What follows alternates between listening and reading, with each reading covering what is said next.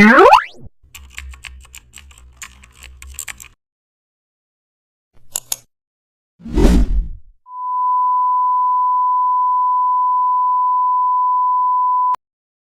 back to the channel. Don't forget to like, share, and subscribe my channel. Today we are explore how to create neon outline illustration using Color Dodge and Photoshop. I open Photoshop and place my vector illustration on a medium canvas. I duplicate the illustration layer and change the blend mode to Color Dodge, instantly making edges glow.